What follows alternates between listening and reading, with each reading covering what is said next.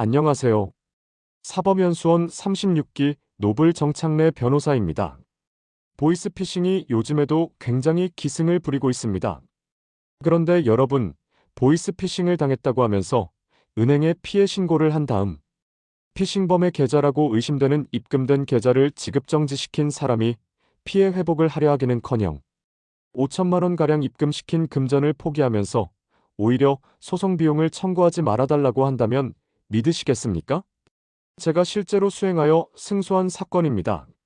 의뢰인 A는 중국에 물품을 수출하고 그 대금을 받으려 하는 과정에서 수입상 자신의 법인 계좌에서 출금되는 것이 아니고 수입자가 지시하는 환전상이라고 생각되는 사람이 입금해 줄 거라고 하면서 안내를 받았습니다.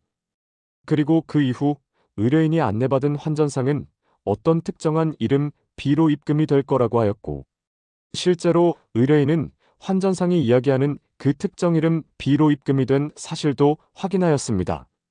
그런데 입금받은 직후 B인지 아니면 또 다른 실제 피해자인 성명불상자가 있어서 성명불상자가 신고했는지 모르지만 갑자기 보이스피싱을 당했다고 하면서 의뢰인의 위 계좌를 지급정지를 시켜버렸고 이에 의뢰인은 억울하게도 소송을 걸고 승소하기까지 약 3년간 5천만 원에 달하는 물품 대금을 쓸 수 없게 되어버렸습니다.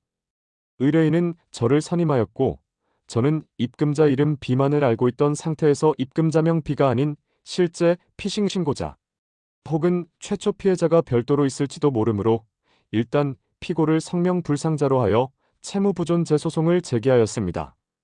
피해자라 주장하는 성명불상자는 의뢰인 계좌인 기업은행 계좌에 대해 피싱 신고를 하여 지급정지를 하여 두었으므로 일단 기업은행에 금융거래정보 제출명령 신청을 하여 누가 신고자인지 특정할 필요가 있습니다. 아래 그림처럼 신청을 하면 은행에서는 자료를 제출하여 주는데 그럼 이제 처음 성명불상자로 제기했던 소송을 회신 결과대로 특정인 이름으로 당사자 표시 정정을 하여야 합니다. 그럼 이후 그 신고자에게 소장이 송달 가능해지게 됩니다. 이 사건에서는 최초 피해자와 입금자 B가 동일인으로 밝혀져 최종적으로 B로 당사자 표시 정정을 하였습니다. 그런데 소장을 받은 입금자이자 피싱 신고자인 B는 자신은 이 돈을 포기할 테니 의뢰인이 부담했던 변호사 소송 비용만 청구하지 않겠다고 약속만 해주면 소송에서 다투지 않겠으며 항소도 하지 않겠다고 하면서 어의 대리인인 저에게 먼저 연락을 취해왔습니다. 5천만 원에 달하는 피싱 피해 금액을 포기하겠다라고 하니 도저히 믿을 수가 없는 사건이었습니다. 제가 생각하기에는 입금자 B는 환전상과 공모를 한 피싱범의 일부라고 생각되고 이에 어로부터 사기범죄자로 역고소를 당할 것이 두려워 저런 제안을 먼저 해온 것이 아닌가 합니다.